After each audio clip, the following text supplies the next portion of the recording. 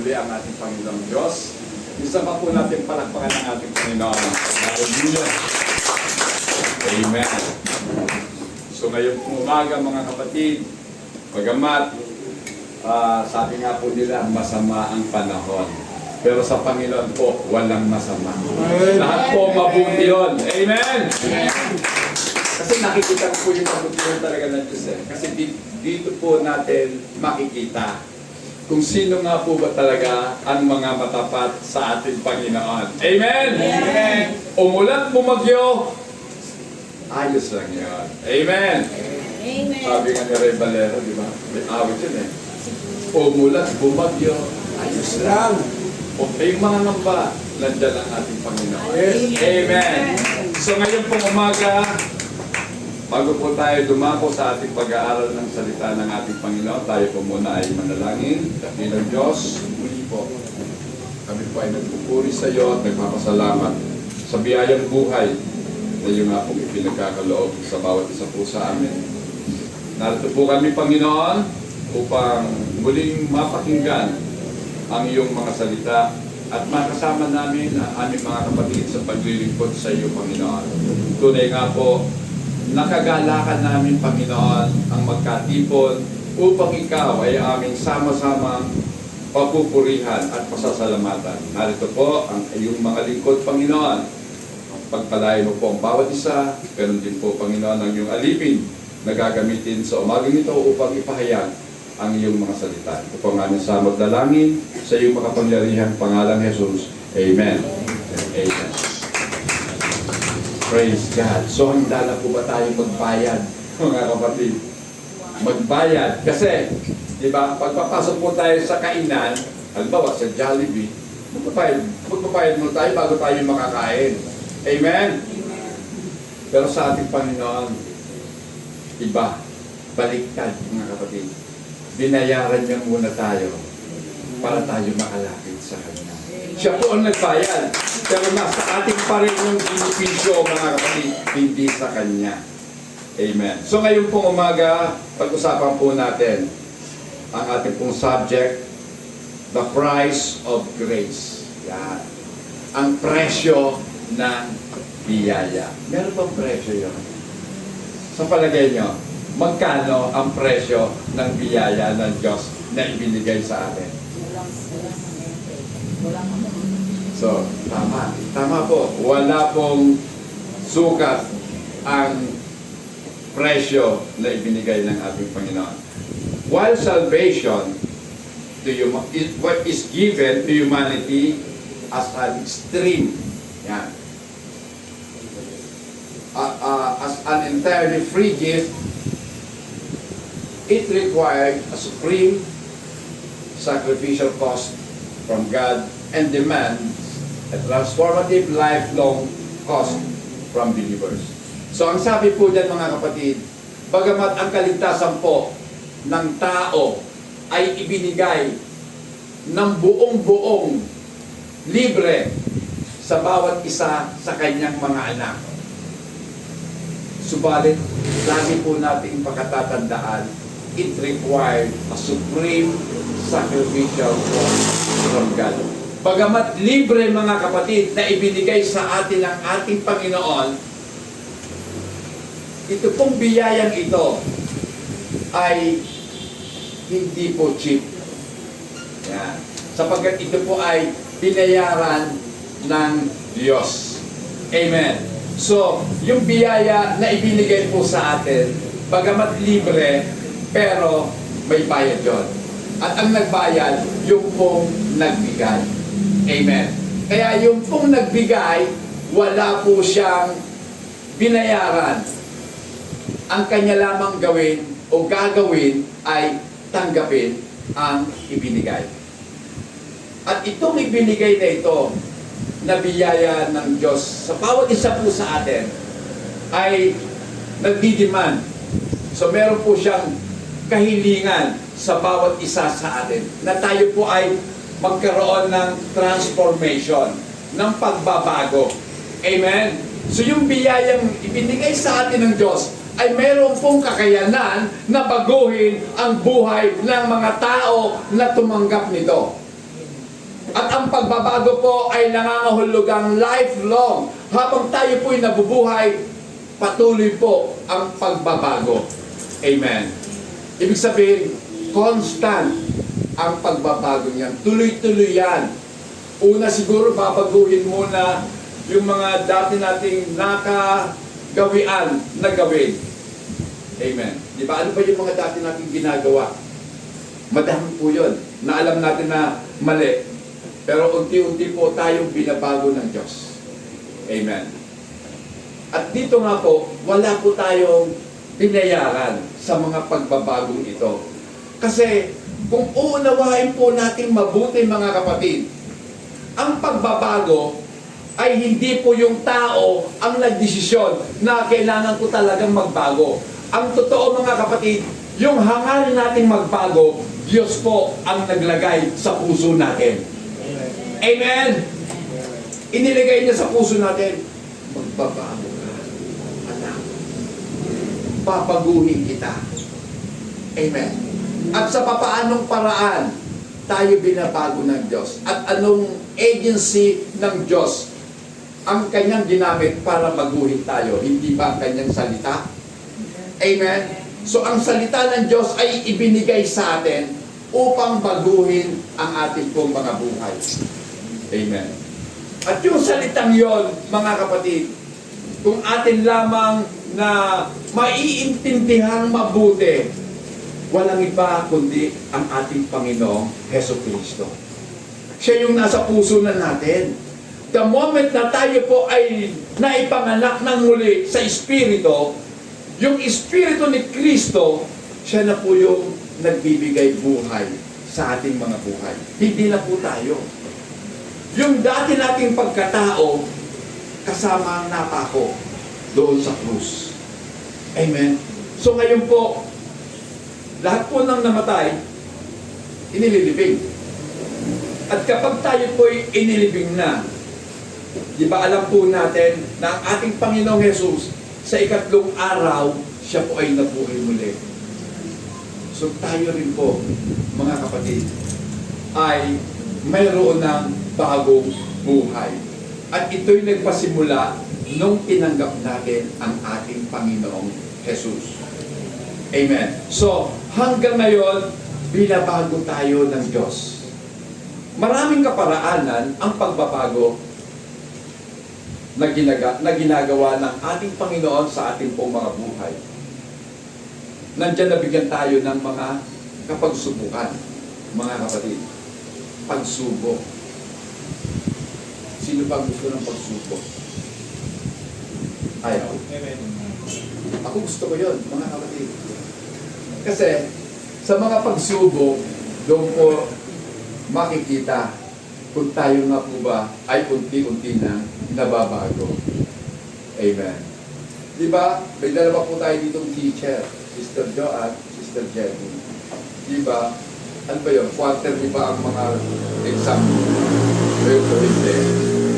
So alam ko meron talaga mga exam yan para, kumbaga, sinusuri kung may natutunan na ba yung mga bata. At dahil nga po dito, magbibigay ang mga teacher ng mga exam o kaya quizzes, mga kapatid, para malaman. So, ang Diyos, binibigyan po tayo ng mga pagsubok. At habang nabubuhay ang isang Kristiyano, marami po siyang pagdadaan ng pagsubok. Sabi nga po ni Apostle James, di ba? Count it all, my brethren, when you fall into various trials. Hindi naman sinasabi dito temptation eh. Trials. Magkaiba po kasi yung temptation at yung trials. So tayo po, tinatry ng ating Panginoon. Sinusubok tayo kung hanggang saan na. Minsan, ang pinakamasakap na pagsubok na dumating sa buhay ng tao, yung kawalan. Mawawalan ka ng mahal sa buhay. Amen? Kahapon lamang, inihatid na po natin isang kapatid natin sa kanyang huling hantungan. Yan po'y patunay na lahat ng hiniram, babawiin ng nagpahiram. Diba? May awit nga tayo, diba? Hiram sa Diyos ang aking buhay. So, lahat hiram. Kaya nga sabi, binawian na siya ng buhay. So, binawi na ng Diyos ang buhay. So, ako po'y nalulungkot. Siyempre, lahat naman tayo malungkot. Pero sa kabilang banda, masaya na tayo. Bakit?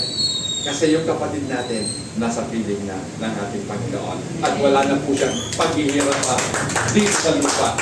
Amen. Ito yung sinasabi ng Panginoon.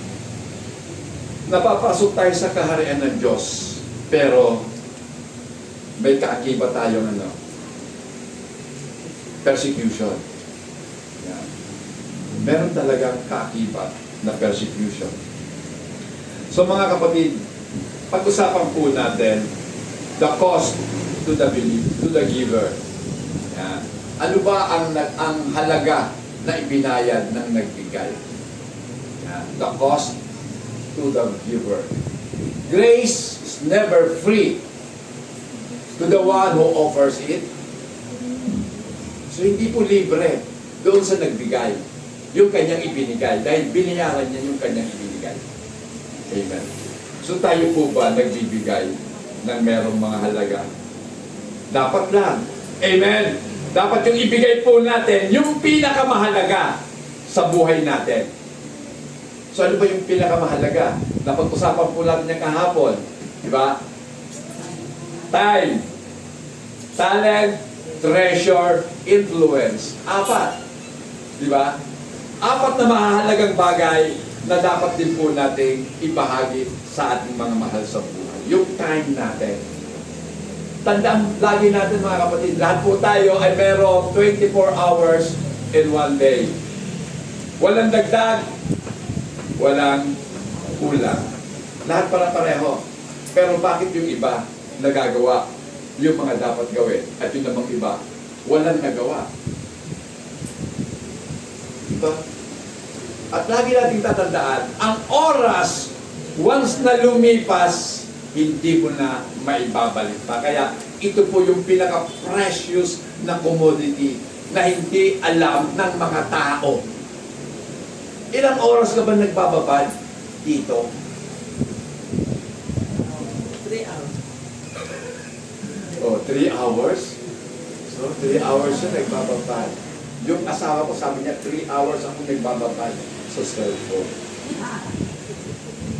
Ako, mahigit 3 hours yata. Pero, hindi naman kumbaga, ginagamit ko po kasi ito para mag-aral. Amen.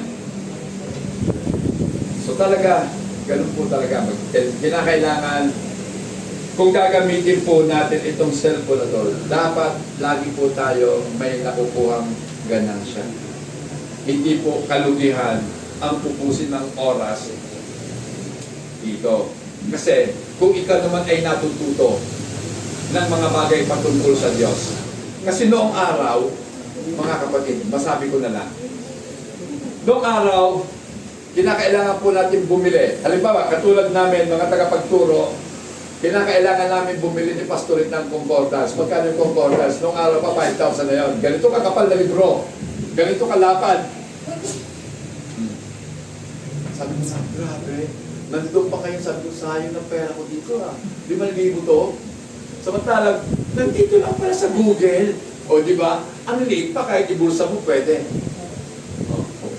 Kasi sa concordance, ganito po ang gamit nun. Meron kang naalalang salita ng Diyos. Gusto mo malaman kung anong talata? Sasabi, hanapin mo lang doon. Halimbawa, bird, o kaya new bird. Hanapin mo new bird. Ang dami kang entry makikita doon. Eh sa Google, ganun din naman eh. Pag tinype mo yung new bird, ang daming lalabas. So, ganun mga kapatid. So, hindi po talaga, depende po sa paggamit. Ako po, sasabihin ko, hindi naman ako masyado dito. Hindi sa akin talaga bebenta ito. Kasi pwede naman mawala ito eh. Sa akin, okay lang mawala. Kasi, Diyos ang nagbigay eh. Kung gusto niya bawiin lahat ng cellphone, bawiin niya. Kaya na, sino kaya mabubuhay kung wala na to? Sino mabubuhay kung wala na to? Kasi tayo po, nabuhay dati, wala naman to. Amen. Pero bakit ngayon, para bagang lubhang napakahalaga, maiwan mo lang, tiyak babalikan? O, di ba? Kahit malayo na, babalikan mo talaga yun. Buhay na daw nila yan. Yan. Buhay ko na ang pipiliin ka. Parang, nandito yan ang pag-ibig ng tao. Di ba? Ayaw talagang mawalay kasi kahit nasa CR na lang dadalhin pa. Nakakita na ba kayo? Ng tao, pati sa kanyang pagpasok sa CR, dala ang cellphone. Dami. Dami. Dami, di ba? Dala ko kasi baka may tumawa. Yun na. Oh, di ba? Kaya mga kapatid, ito po yun. Ang biyaya po ng Diyos sa pamamagitan nga po ng pagbibigay niya ng halaga sa atin, binayaran niya. At ano ang ibinigay ng Diyos na kapayaran? Ang kanyang sariling buhay. Amen. Siya'y namatay doon sa krus ng Kalbaryo upang bayaran ang ating mga pagkakailan. The cost, God paid the highest price by sacrificing Himself to the penalty of human sin. Pakibasa nga po. Ano ba yan? Romans 5:8. Sige po, sa Tagalog. Datapwat ipinagtatagubili ng Diyos ang kanyang pag-ibig sa atin na nang tayo mga makasalanan pa. Si Kristo ay namatay dahil sa atin. But God demonstrates, so ipinakita ng ating Diyos ang kanyang sariling pagmamahal sa atin. Na noong tayo ay mga makasalanan pa, si Kristo'y namatay para sa atin. So, tingnan niyo mabuti i-analyze po natin mabuti. While we were still sinners, Christ died for us. So, sino ba yung tinutukoy dito for us? Sino ba ang kausap ni Paul? Para maintindihan po natin ang context ng talatang yan. Sinong kausap ni Paul? Yung mga Roman believer. Kasi isinulat ang mga ang Book of Romans para sa mga Romanong mananampalataya. So para sa kanila. Ibig sabihin para sa mga Kristiyano na nandoon sa Roma. So hindi po sa lahat ng tao yan, mga kapatid, kundi doon lamang sa isang partikular na grupo ng mga tao. Na tinatawag po ng Biblia na His own special people. Sariling pag-aari ng Diyos. Itong bayan na ito. Amen. Kaya nga, siya yung naging ama at tayo ang naging mga anak. Amen. Christ died for His own people while they were still sinners. Namatay si Kristo para sa kanyang sariling bayan, bagamat sila ay mga makasalanan pa. Amen. So pag-usapan po natin yung the substitution. Yan. Ang pagpapalit. The giver absorbed the hurt and the death, so the offender can go free. So pag sinabing absorb, lahat naman po tayo naghuhugas, di ba? At gamit natin panghugas o pangsabon, nilalagyan natin ng sabon, yung sponge, di ba? Yung sponge, ina-absorb niya yung sabon. Then, isasabon mo na doon sa plato para malinisan. So, ganun po ang ating Panginoon. Inabsorb niyang lahat ang mga sakit at pagkakautang po natin. Ibig sabihin, ang ating mga kasalanan upang tayong mga makasalanan ay maging malaya. Amen. So, inabsorb niyang lahat, mga kapatid. 1 Corinthians chapter 6, verse 20. Pakibasa po. Sapagkat kayo'y binili sa isang halaga, kaya't luwalhatiin ninyo ng inyong katawan ang Diyos. For you were bought at a price. So, binayaran tayo. Binili tayo ng Diyos sa pamamagitan ng presyo. May presyo siyang ibinigay. Amen? Kung ikaw ang Diyos, makapangyarihan sa lahat, bibigyan mo pa ba ng presyo? Pwede ka naman mamili. Ay, yan. Akin yan. So, walang kapalit. Pwede yon kasi Diyos yan. Pero ang Diyos po natin, righteous God, matuwid. At sumusunod po sa batas na siya rin mismo ang nagbigay. Amen? Dahil alam niya, sinasabi ng batas na ibinigay niya, for the wages of sin is death. So, pag sinabi niya, ang kabayaran ng kasalanan, kamatayan, dapat talagang may mamatay. Kaya lang, mahal niya nga eh. Ang kanyang sariling bayan, ang kanyang pinili, mahal niya. So, ayaw niyang mamatay. Kaya yung kamatayan na dapat sana tayo ang lalasap, siya ang umako. Kaya siya ang naging substitute natin. Amen. Diba? Kung maalala po ninyo doon sa Book of Genesis, nung hiningi po ng Diyos kay Isaac o kay Abraham si Isaac, diba? Ang kaisa-isang anak ni Abraham na magiging tagapagmana o magiging pasimula ng napakaraming anak ng Diyos. Hiningi siya ng Diyos kay Abraham. Kung ikaw kaya si Abraham, anong sasabihin? Grabe ka naman, Panginoon. Pinagantay mo ako ng napakatagal. Nangako ka sa akin na sa pamamagitan ng anak kong itong si Isaac, lalaki ang lahi ko, dadami sila na kasing dami ng bituin sa kalangitan, kasing dami ng buhangin sa karagatan. Pero bakit hihingin mo siya sa akin? Diba? Si Abraham po, alam ko, habang siya ay patungo doon sa bundok po ng Moriah, ano ba nag-isipin? Masakit sa kalooban niya na ibigay bilang handong ang kanyang kaisa-isang anak. Pero wala siyang nagawa. Kundi dapat talaga ibigay. Dahil ibinigay sa kanya ng Diyos yung faith, yung pagtitiwala.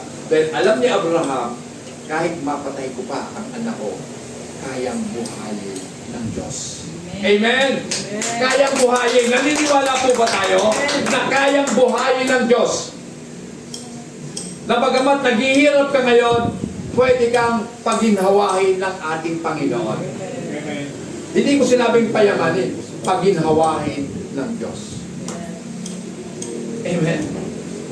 Kasi ang yaman minsan hindi nagbibigay ng kaginhawaan at kadalasan ang yaman nagbibigay ng kaguluhan ng kaisipan.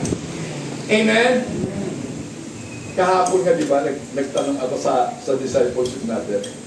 Paano yan kung binigyan kita ng 50M? Anong gagawin mo? Kung pumapabigat ako, 50 million? Ibibigay? Sa akin? Anong gagawin ko doon? Di ba? Yung iba, makita mo na.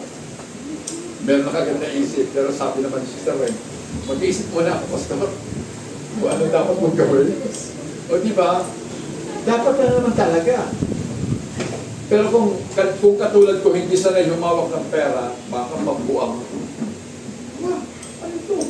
Ilang maleta yon sa palagay nyo? O, di ba? Traveling bag, yung mga titulong. Mali ang bag. Ang 50M. Ano gagawin mo sa 50M? Mahirap yun mga kapatid. Pero ito, substitute po ang ating Panginoon. Tayo pong lahat ay dapat mamatay doon sa krus. Subalit, inako ng ating Panginoon ang ating mga pagkakasala. Sa halip na tayo ang ipinako, siya ang nagpapako sa krus. At nung siya'y napako na, all is paid. Amen. Lahat bayad na. Amen. Di ba? Bayad na. Ang utang mo noon, ang magiging utang mo sa hinaharap, at ang utang mo sa kasalukuyan, bayad na ng ating Panginoon. Pastoran niyo yun. May kakautang pa ba tayo ngayon? Bakit? Perfect na ba buhay natin? Wala na ba tayo nagagawang pagkakamali? At wala ka bang magagawang pagkakamali in the future? Siyempre meron. Lahat na yun, bayad na ng ating Panginoon. Naniniwala po kasi ako na ang Diyos po natin, hindi, ano yun, binabawi. Ano yun? Bigay-bawi. Tao lang po yun eh. Pag hindi na maganda ang turingan yung magkumare, babawtiin ko na ang kandila. Hindi na tayo magkumare. Ayoko na sa'yo. Hindi ka maaasahan sa panahon ng kagipitan. O, di ba? Kasi kaya ka naman nagkakaganyan. Kasi ang hinahanap lang talaga natin, ganansya. Pero ang tunay na Kristiyano, mamatay man o mabuhay kay Kristo pa rin. Amen. Sabi nga ni Paul, whether to live or die, dapat kay Kristo pa. Amen. So pakibasa po, 2 Corinthians 8:9.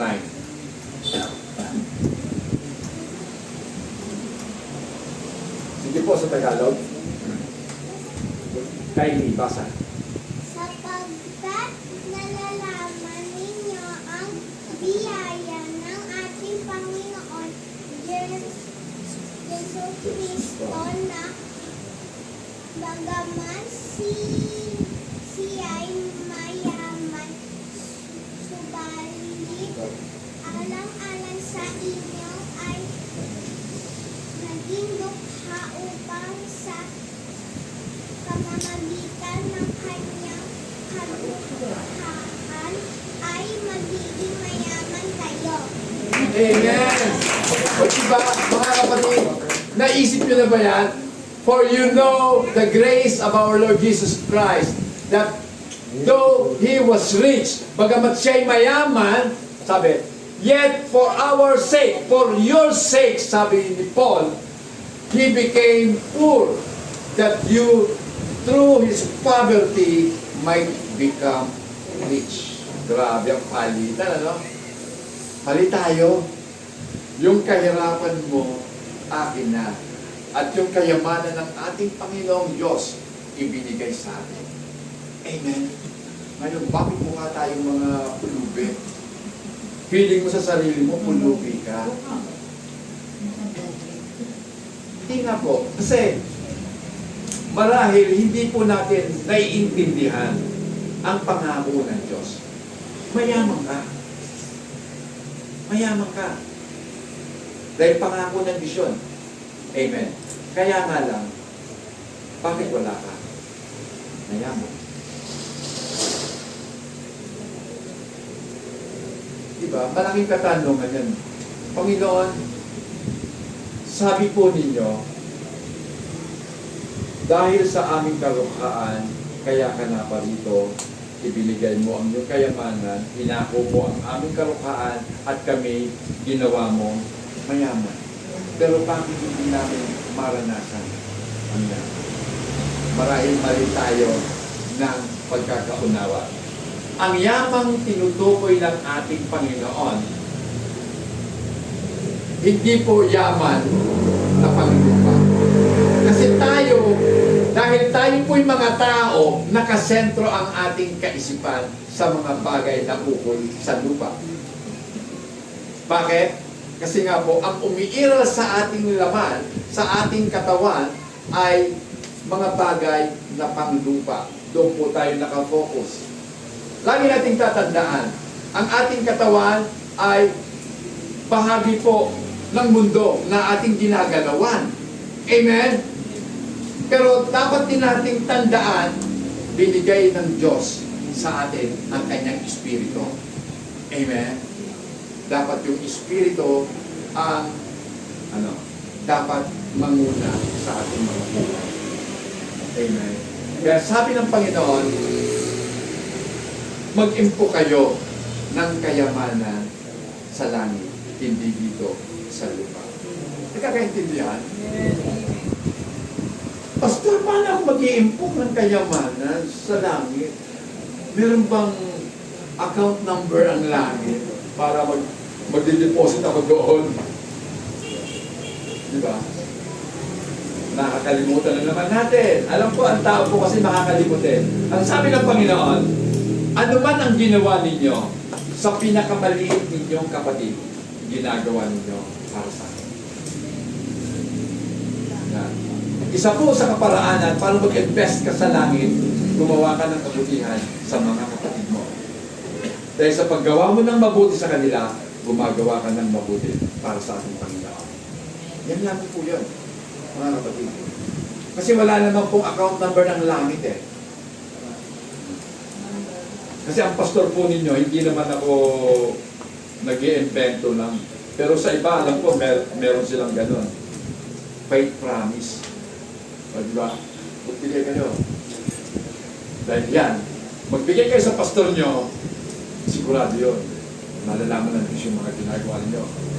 At kayo bibiyayaan 100-fold sa ibinigay ninyo. Ganun po sila, mangaral. Bakit sa pastor? Bakit kayo sa pastor magbibigay? Kung meron kayong kapatid na nakikita na halos wala nang makain, diba? Hindi yun. Doon po natin ibigay. Si pastor, bahala na ang Diyos magbigay sa kanya. Amen? Kailanman hindi ako nanghingi sa mga kapatid. Kasi, ano eh, iwanan ko nga po si Pablo eh. Hanggat maaari lang naman. Kasi kung talagang wala na akong magagawa, pwede akong humingi. Kasi minsan naalala ko,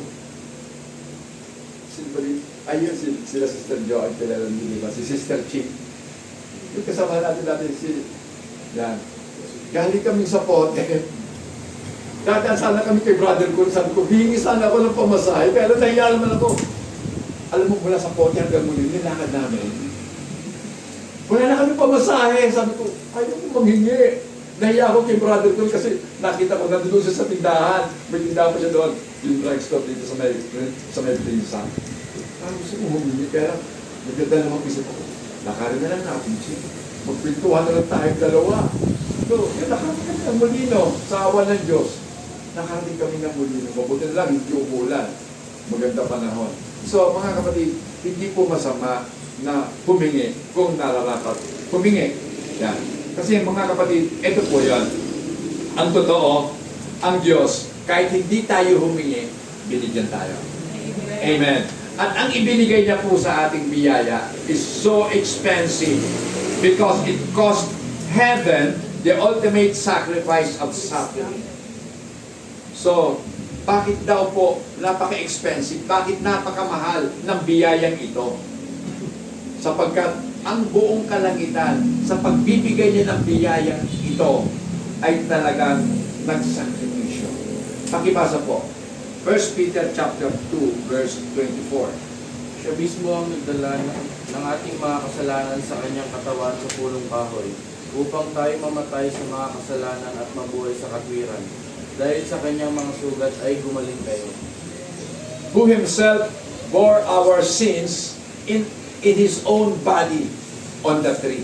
So, dinala niya ang lahat ng ating mga kasalanan sa sarili niyang katawan doon sa krus. Yun po yung tree, di ba?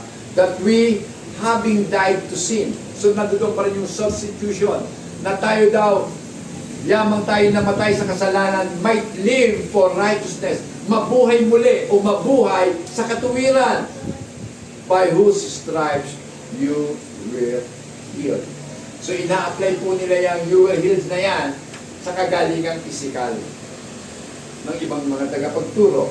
Pero ako po naniniwala, yes, pwedeng physical yan, pero most likely it is spiritual. Na dahil sa kanyang mga latay, na kanyang tinamo, alang-alang sa atin, tayo po'y nabuhay. Tayo'y nagkaroon ng kalakasang spiritual upang magpatuloy. Dapat lang talaga natin maintindihan mabuti ang mga talata ng salita ng Diyos. Kasi kung babasahin lang naman natin yan, na hindi naman natin naunawaan, yes, binasa mo nga, tumupad ka sa usapang magbasa ng Bible. Nagbasa ka nga, pero ang tanong, naintindihan mo ba yung binasa mo? Kung hindi mo naintindihan, marahil, hindi ka nagpaturo sa Espiritong nandiyan sa'yo. Amen. Lahat po tayo may Espiritu ni Kristo. Siya ang nagtuturo sa atin sa lahat ng katotohanan. Amen. Pakibasa na rin po. 1 Peter 3:18. Sapagkat si Kristo man ay isang nagdusa dahil sa mga kasalanan, ang isang matuwid dahil sa mga di matuwid, upang kayo ay madala niya sa Diyos. Kaya ay pinatay sa laman, ngunit binuhay sa Espiritu. Amen. So, pinatay ang ating Panginoon sa laman, ngunit binuhay sa Espiritu. So, ibig sabihin mga kapatid, tayo rin ng mga nagtitiwala sa ating Panginoon, dapat talaga tayo mamatay sa laman. At ang kahuli-hulihan talaga na mamamatay, itong laman natin. Kasi ito rin yung huling mabubuhay. Amen. Kasi binuhay na yung ating mga kaluluwa. Noon tayo sumampalataya sa ating Panginoon, buhay na yan. Itong katawan na to, mamamatay. Lahat ng katawan ay mamamatay. Amen. So, being put to death in the flesh, but made alive by the Spirit. So tayo po'y bubuhayin sa Espiritu. Ibig sabihin, kapag namatay ang ating katawan, doon lamang magkakaroon ng pagkakataong mabuhay ang Espiritu ng Diyos sa buhay po natin. Amen. Kaya, siya na po ang nasusunod sa buhay natin at hindi na tayo. At kung tayo po ay patuloy pa rin na naghahari sa buhay natin, isa lang ang ibig sabihin niyan, wala si Kristo sa buhay mo. Kasi kaya siya nandiyan sa buhay mo, gusto niyang pagharian ka. Tanda natin, ang hari ng sanlibutan, sino? Si Satan. Ang hari ng mundo mo, si Kristo.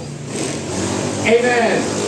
Lahat tayo may kanya-kanyang mundo. Pero hindi tayo autistic, ha? Oh, okay.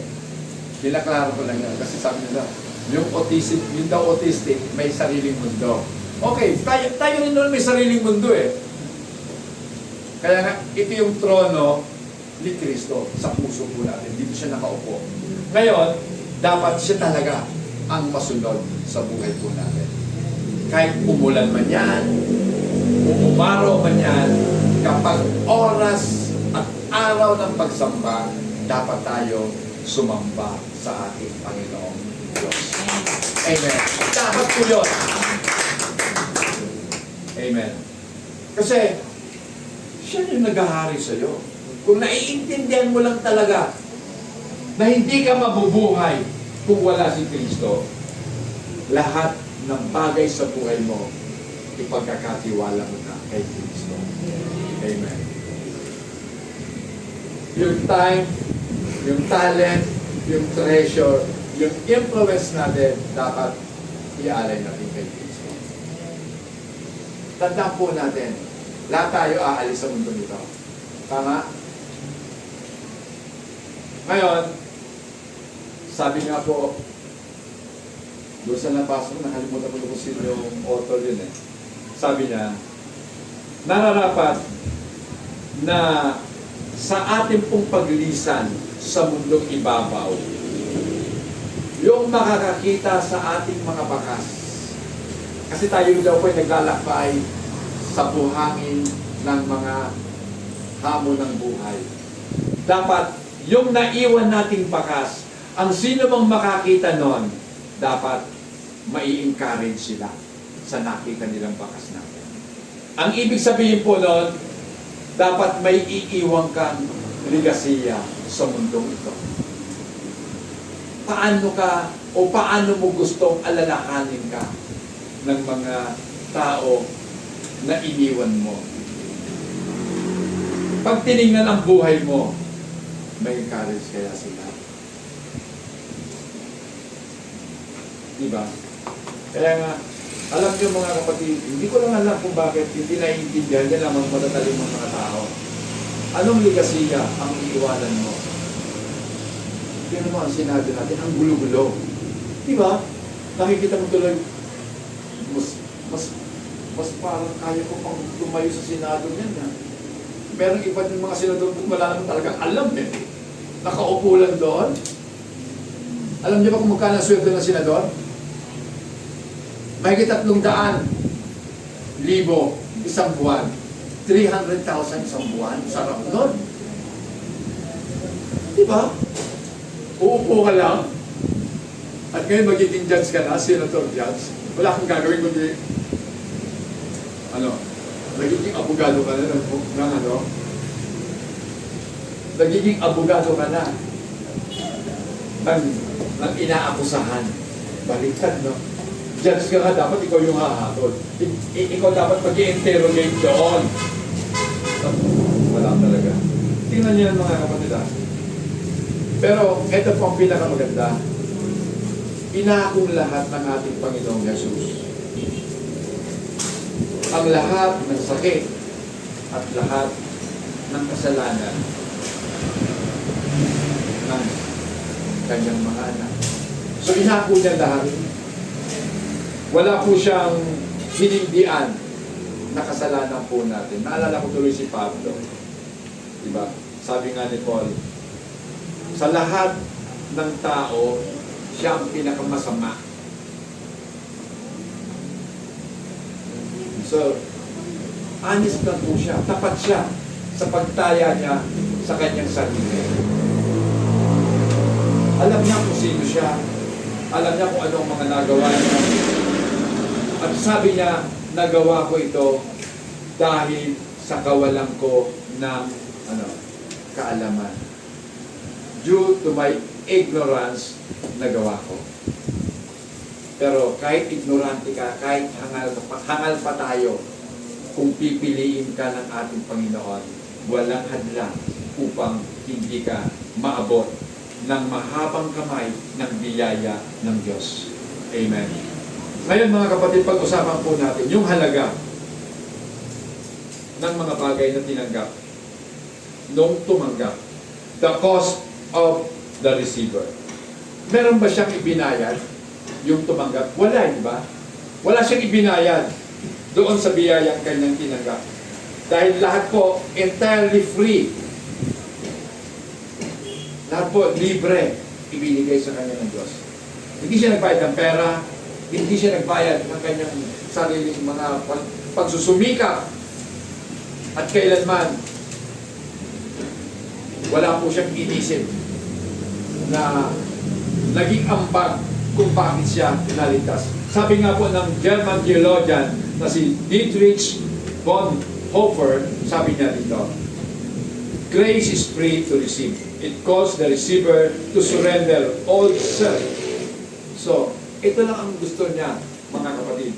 Sabi po ng German theologong ito na si Bonhoeffer, sabi niya, ang gusto lang naman ng ating Panginoon sa atin na mga nagsitanggap ay ang kusang pagsuko ng ating lumang pagkatao. Isuko natin sa Diyos yung luma nating pagkatao. Sino ba dito ang may mga pera pang may nakalagay na ang bagong lipunan? Matagal tayo hindi na iloono yun. Demonetize na po yun. Kasi bago po sila na-demonetize, siguro isang taon yun, nagbigay ng circular ang central bank na sa ganitong panahon dapat isurrender nyo na yung mga luma yung pera at papalitan ng central bank ng bago. So tayo, mga kapatid, hindi kailanman makakapambuhay tayo ng bagong buhay hanggang daladala pa natin ang lumang pagkatao natin. Amen. Yung old self natin, dapat nakapako na yan sa krus. Dapat namatay na yan. Amen. Upang ang bago ay mabuhay, umahon, tumubo. Diba? Unless na ang isang buto ay mailibing, hindi siya magiging puno. Amen. Hindi siya lalago eh. At kapag siya'y nakabaon sa lupa, di ba? Grabing pressure ang nararanasan niya. Pressure ng lupa, yung temperature sa ilalim ng lupa, naglalaban-laban yan. Then, sa paglalabang yan, mga kapatid, mabibiak ang buto. Lalabas ka. Bagong halaman o bagong puno na. Amen. So ganun po ang tao. Kailangan mawasak ka muna para lumabas ang bagong pagkatao. Amen. Sino ba rin nagtatanim? Diba? Yung bang buto ng munggo, pag ikinanim mo, pag pinatubo mo, munggo pa din. Di ba nagiging toge na siya? Toge na! Pwede mo lang lutuin. Munggo yun eh. Dati, munggo lang yan. Pero ngayon, toge na siya. Pero, pag ipinoon mo sa lupa, dadagang bunga yan. Marami kang munggong makukuha. At kapag ginawa mo toge, mas maraming toge ang lalabas. So, ganun mga kapatid. Ang biyaya po ng Diyos, libre natin tinanggap. Kinakailangan po gamitin po natin ng libre din. Ipamahagi po natin ng libre ang salita ng Diyos.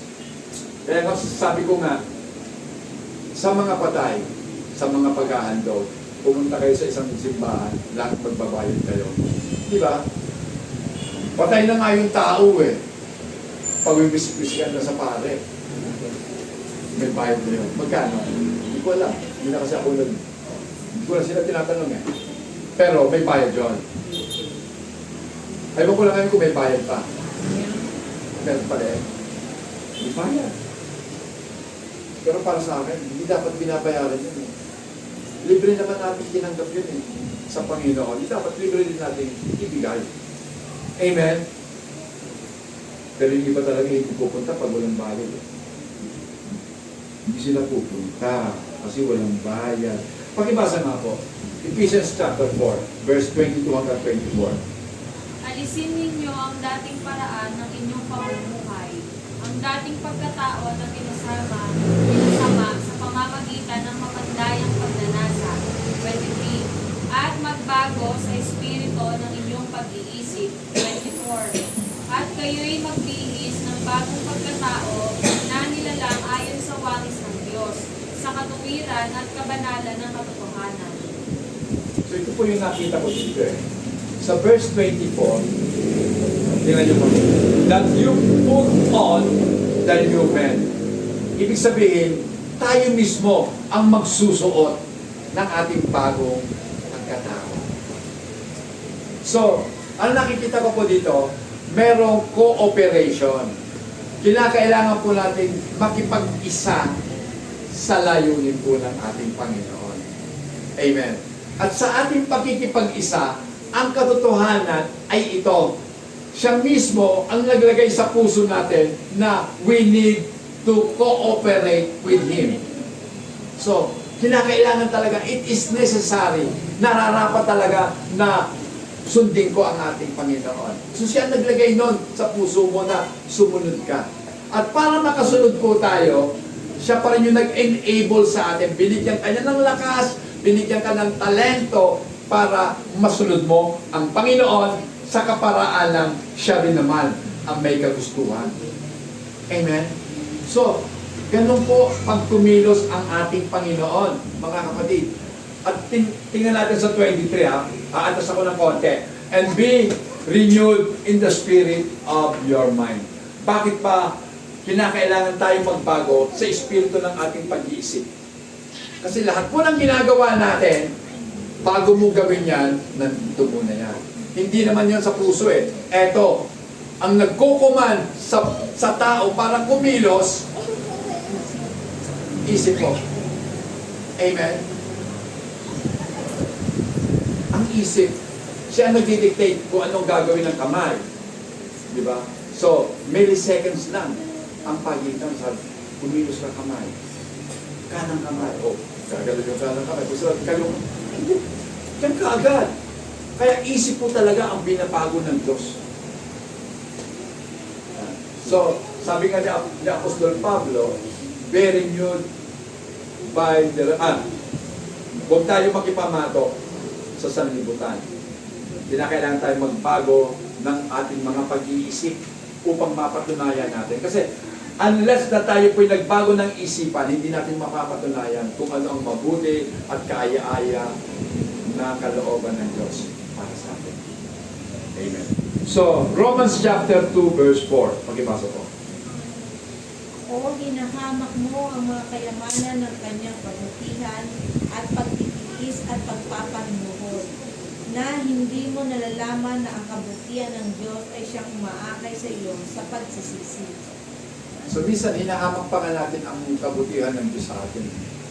Ibig sabihin ng paghamak, hindi natin binibigyan ng pansin. Minamaliit pa natin yung pamamaraan ng Diyos.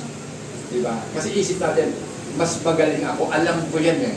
Alam ko yan. Huwag kang maingay, pastor. Ako bahala dyan. Alam ko na yan. Oh. Sino bang nakakaalam? Alam mo talaga kung anong sasapitin mo pagdating ng araw? Hindi. So, dapat tayo magtiwala sa Diyos na nakakaalam ng lahat ng bagay. Do you despise the riches of His goodness, forbearance, and long-suffering, not knowing that the goodness of God leads you to repentance? Hindi mo ba nalalaman na ang kabutihan ng Diyos ay dinadala ka sa pagsisisi? So, kaya ka pala ginaganyan ng Diyos. Pinararanas ka ng hirap ng buhay upang daling ka lamang sa pagkaunawa na dapat mong pagsisihan ang iyong mga ginawa. Amen. Kasi kapag tayo po'y nagsisi, ang ibig sabihin po kasi ng repentance, mga kapatid, hindi ka lang nagsasalita na pinagsisisihan ko na, sorry na. Pero gagawin ulit. Iba. Sabi nga ng iba, ayaw ka na sorry mo. Nakakain ba yan? Ang gusto po kasi ng tao, makita na ginagawa ang mga sinasabi ng salita. Amen? So mahalaga po yan. Oo, dapat nating salitain. Kasi pag sinalita mo, dapat ginagawa talaga yan. Pero may mga tao po, hindi ko lang alam kung anong tawag doon sa psychology, na yung sinasabi mo, hindi mo namang ginagawa. Pero dapat talaga, kung anong sinasabi ng isip, ginagawa ng katawan. Amen. Ano yun? Autonomy. Meron bang autonomy ang katawan sa isipan? Siyempre wala. Tingnan po natin, saan ba ako? Acts 3:19 po, pakibasa. Kaya nga magsisi kayo, magbalik loob upang mapawid ang inyong mga kasalanan. Yeah. Repent therefore and be converted, that your sin may be blotted out, so that times of refreshing may come from the presence of the Lord. So mga kapatid, ang panahon po ng pananariwa ng ating mga buhay ay dumarating sa pamamagitan ng presensya ng ating Panginoon. Amen. Diba? Minsan, feeling mo talaga, inabandon na ka na ng mundo. Pati mga mahal mo sa buhay, iniwang ka na. Mag-isa ka na lang sa pakiramdam mo. Mag-isa ka na lang sa mundong ito. Wala ka nang kakampi. Lahat galit sa'yo.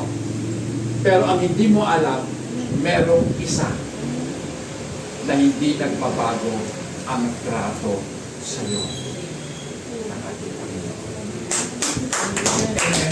Hindi ko magbabago ang trato niya sa'yo. Sabihin natin, nakagawa ka ng mali. Kasi wala namang taong perfect. Nakagawa ka ng mali. Yung mali mong nagawa, yun ang itatanim nila sa isip nila. Eto ka, nakagawa ka ng mali sa akin. Isinulat ko na yan, hindi sa papel, kundi sa pato, inukit ko. Nakagawa ka ng mali sa akin. Pinaalala ko yan. May petsa ako dyan. Alam ko yan. Pero lagi natin tatandaan. Siguro dapat tayo mag-lista ng utang sa tubig para ang galing mawala. Diba? Ang Panginoon, lahat ng kasalanan po natin, ibabaon sa limot. Diba? Sa pusod ng karagatan, doon niya ilalagay ang ating mga pagkakasala. Sino kaya ang pwede sumisid? para kunin ulit at ipaalala sa atin. Walang ganun ang Diyos. Hindi siya tao na nanunumbat. Siya Diyos na dapat nating tinutularan. Matthew chapter 16 verse 24, pakibasa po. Pagkatapos ay sinabi ni Jesus sa kanyang mga alagad, kung ang sino man ay ibig sumunod sa akin, tanggihan niya ang kanyang sarili at pasanin ang kanyang krus at sumunod sa akin. So ang sino mang dapat, o ang sino mang nagnanais sumunod sa ating Panginoon, anong sabi? Dapat, tanggihan ang kanyang sarili. So yung sarili po natin gusto-gusto talaga na maging pangunahin, maging priority. Di ba? Isang bagay lang ang nakita ko na at unti-unti, sabi nga ni Sister Jenny, unti-unti ka naman talagang binabago ng ating Panginoon. At yung pinakamahirap talagang challenge sa buhay, yung gawin, isipin mo sa sarili mo na bago ikaw, sila muna. Ibig ko sabihin,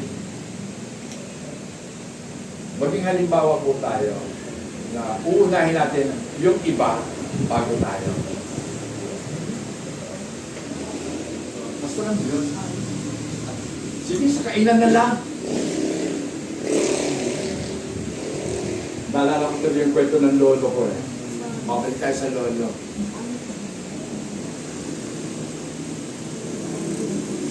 Yung lolo naging bisita sa isang bahay. At yung may bahay, nagluto ng tinolang manok. Alam mo yung lolo, ang ibinigay sa nanay, yung mga walang kwentang mga parte ng manok, siguro yung mga balon-baluna, nagdo sa nanay, yung paa, sa tatay, yung ulo, ganun. At doon sa mga anak, ibinigay yung pitso, hita, parang ang sasarap. So nagtanong, bakit ganun? Hindi pa makakauwi, kaya okay lang. Kahit mga alas 2. Okay, hindi, malapit na tayo mga kapatid. Hindi tayo mag-alala. So, dito po makikita mga kapatid, na willing kang pagsakripisyo. Kahit buto na lang maiwan, basta nakita mo sila nakakain ng maayos. Amen?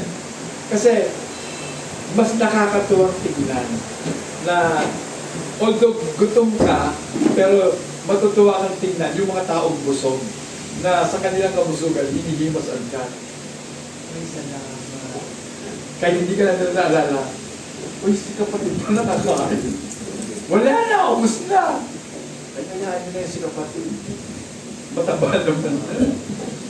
So, mga kapatid, ang biyaya po ng Diyos, hindi cheap. Wala po tayo sa cheap grace, mga kapatid. Yan.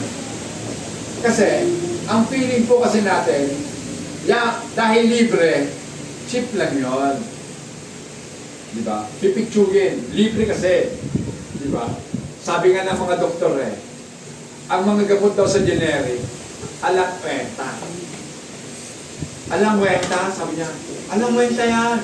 Saan ba gawa yan? Sabi ko, Dok, India, o kaya Bangladesh, wala yan. Samantalang itong mga Astra, Zeneca, o Abbott, saan gawa yan? Europa, di ba? Sa Europe daw. Bakit?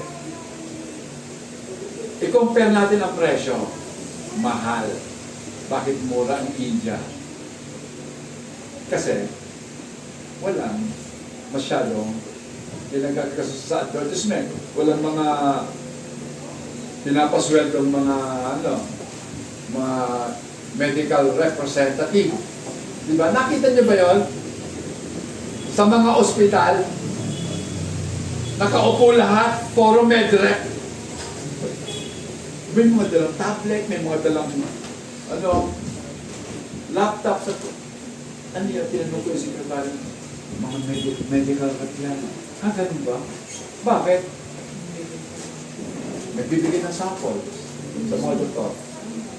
At alam niyo rin po ba kung bakit pag nagbili ka ng gamot sa Mercury Drugs, kinukuha yung prescription at tinatype nila doon sa computer nila yung license number ng doktor. Bakit? May porsyento sila sa gamot. Ganyan ang kalakaran. Bakit si doktor ba pwede mag-abroad? At na conference, sponsor sila ng pharmaceutical company na kanilang ini-endorse.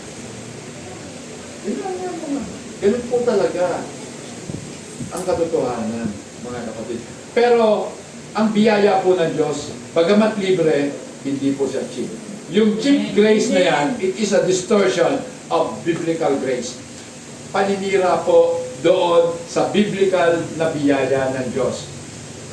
Treating God's favor as birthright or commodity to be taken for granted. Minsan, binabaliwala na lang natin yung biyaya ng Diyos.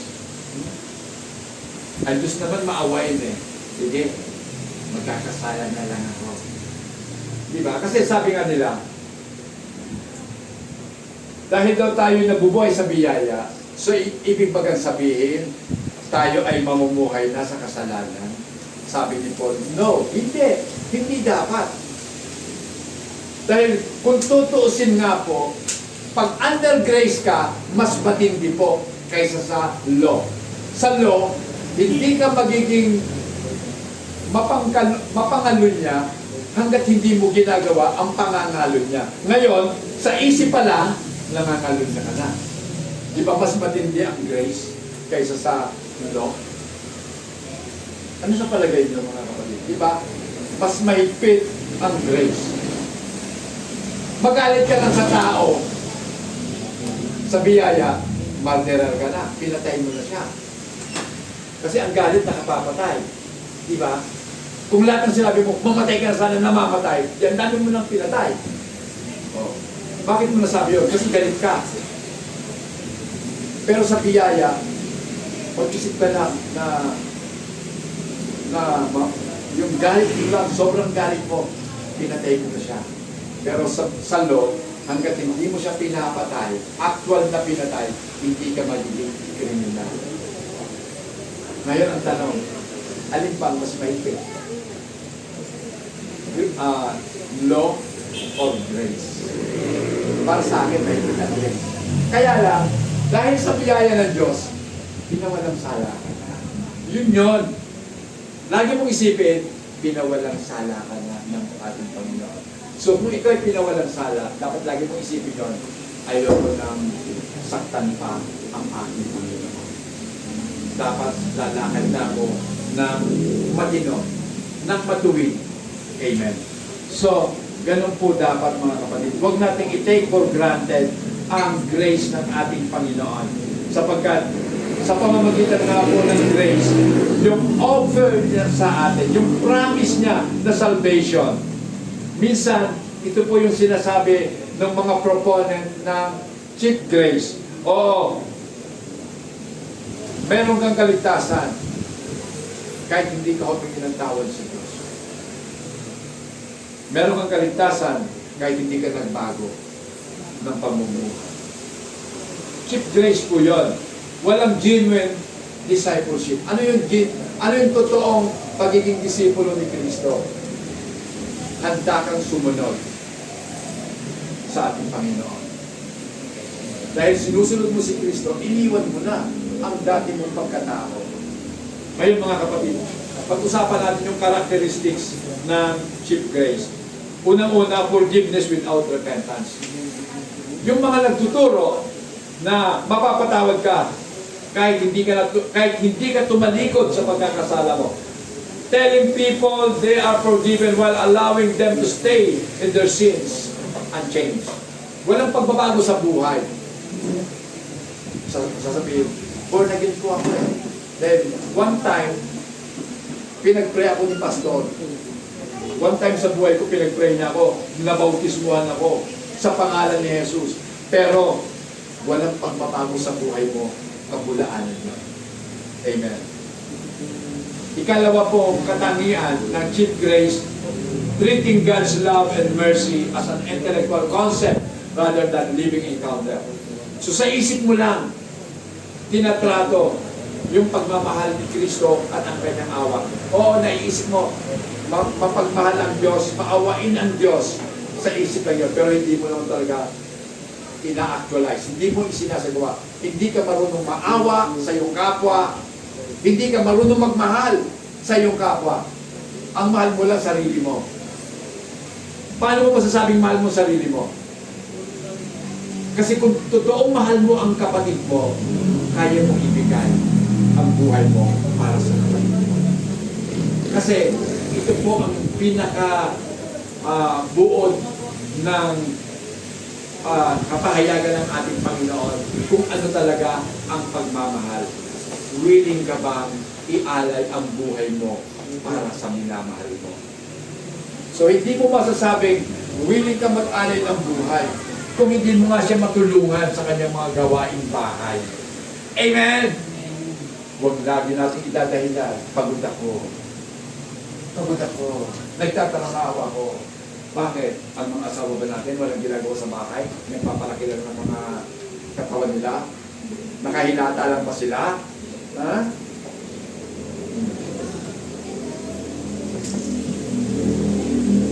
Dapat ang lalaki marunong din maghugas sa plato.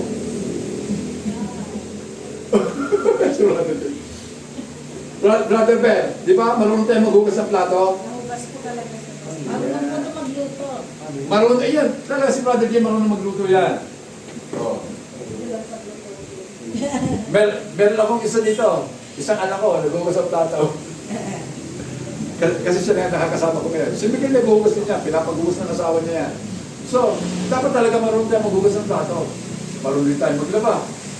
Amen? Paano kung masira ng washing machine? Magkita ka. Oh. Kasi habang tayo nabubuhay, dapat kumilos. Tandaan po natin, lahat tayo haharap sa Diyos, mananagot tayo sa ating mga ginawa. Anong ginawa mo nung nabubuhay ka pa? Panginoon, nagtatrabaho lang po ako eh. Hindi ka nabuhay para magtrabaho ka. Diba? Marami tayong dapat ginagawa. Sabi nga, create ng Diyos ang babae. Sa iba kasi, para magiging katulong daw eh. Katulong. Sa ibang salin po ng Tagalog na Bible, katulong. Pero may nabasa po akong magandang salin, katuwang. Iba yung katulong, iba yung katuwang. Katuwang. Ibig sabihin, pag nagbuhat ka, nagbubuhat din siya. Katuwang mo siya. Diba? Kasi, ang connotation po kasi ng katulong sa ating mga Pilipino, parang alipin na eh. Diba? Katulong lang kita. Diba? Pangit. Dapat katuwang kita. Sarap nun. Kaya nga, ang katulungan, ang tawag na kasambahan. Hindi na katulong eh. Kasi ang sama talagang pakinggan ng katulong, dapat kasambahay. Amen. Ngayon mga kapatid, pangatlo po, granting absolution without contrite heart and confession. Sa Psalms 34 verse 18, anong sabi? Psalms 34:18, the Lord is near to those who have broken heart and save such as have a contrite heart. The Lord is near. Mas malapit ang Diyos doon sa mga tao May puso wasak ang puso. Di ba? Kailan nyo makinanta yung pusong wasak? Ay, sorry. Kala ko wasak. Pareho din naman yun. Wasak sa kabasag, nabasag na. Okay, broken. Oo nga pala, basag dapat. Pusong basag. Malapit ang Diyos sa mga taong basag ang puso nila. So paano tayo magkakaroon ng pusong basag kung lagi tayong nangingibabaw?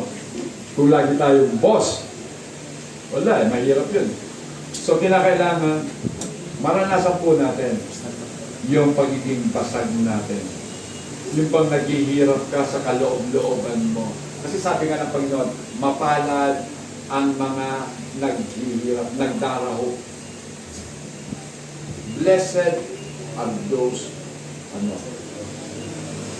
who hungry Di ba? Yung mga nagugutom. Pero hindi nagugutom yun, kundi nagugutom po sila sa katotohanan sapagkat sila ay bubusugin ng ating Panginoon. Ngayon sa Isaiah 66 verse 2, pakipasa po sa Tagalog.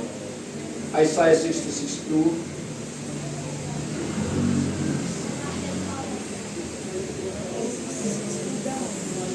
Hindi po. Wait lang po. Wala na. May advertisement.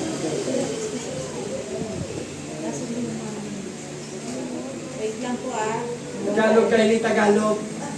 Sapagkat lahat ng mga bagay na ito ay nilikha ng aking kamay. Tama po ba? Opo. At sa gayon nangyari ang lahat ng mga bagay na ito. Sabi ng Panginoon, ngunit ang tao ito ay titignan ko sa mga tuwid bagay. Siyang dukha ay may pagsisising loob at nanginginig sa aking salita. Amen. For all those things my hands has made, and all those things exist, says the Lord. But on this one I look. So, nakatitig ang ating Panginoon doon po sa mga naghihirap, to those, to Him who is poor and of a contrite heart. Basag na puso at mahirap, and who trembles at my word. Nanginginig pa sa kanyang mga salita. Then, number 4, practicing religious activities without accountabilities.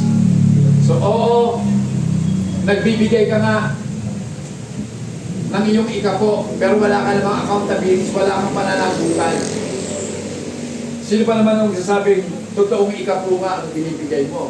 Naalala ko tuloy sa amin, nung meron pa po kaming maliit na negosyo, inaalam talaga ng dati kong pastor. Hindi ko nababanggit yung pangalan. Magkano ba talaga binigyan ni brother? Bakit? Bakit hindi akong tanongin? Bakit tinatanong yung iba? Kasi hindi naman nila alam yung kinikita ko eh. Kasi dati po, pag nag-o-offering ako naman, 1,000, si Sister Penny, namimigay pa siya ng mga sapat, mga step sa mga workers ng pastor. Ganun po. Sabi ko nga, pero ngayon, hinahanap ko, wala na akong 1,000 nagbibigay sa Panginoon. Noong araw yon. Kasi siyempre, magkano ba 1,000, 10,000 yung pinita mo, hindi naman. Kasi sa kabila, kailangan talaga 10%, di ba? Matapat talaga. Sabi ko, kailangan magtapat tayo ng 10%. Hindi ko po kasi alam yung tamang pagbibigay. Kaya kung alam ko lang, 10% nagbibigay na ako. Pero sabi ko, masakit yun, laki. Diba? Grabe ka naman, bro. 9,000 na iwan sa'yo, malaki pa yung 1,000 na ibinigay mo. Bakit? Malaki talaga yun. So, diba? Sa panahon ngayon, mawalan ka ng 1,000. Diba? Sakit ang ulo mo. Binigay ko 1,000. Gagastusin lang ni Pastor yan. Kakain lang yan si Pastor Salo. Sa Jollibee. Hindi naman ako mukhang Jollibee. Mula noon hanggang ngayon, ano pa rin naman ang katawan ko, hindi naman lumakad. So, pag-usapan na po natin itong costly grace. Yung biyayang mahal. Ito po daw yung tunay na biyaya. Kumpara nga po sa sinasabi po sa Bible na ang biyaya pong mahal na ito ay pearl of the great price. Isang perlas na merong malaking halaga na kung saan mga kapatid, inihalintulad po ito sa hidden treasures doon po sa bukid. So kapag nakakita ka ng bukid na merong kayamanan, anong gagawin mo? Bubungkal. Siyempre, ang gagawin mo daw, ibebenta ko lahat. Yung ari-arian ko, bibilhin ko yon.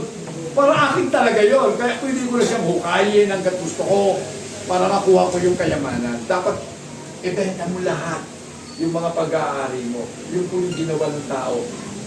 Nakita niya may kayamanan, tinabulan niya muna, baka makita ng iba, maunahan ako.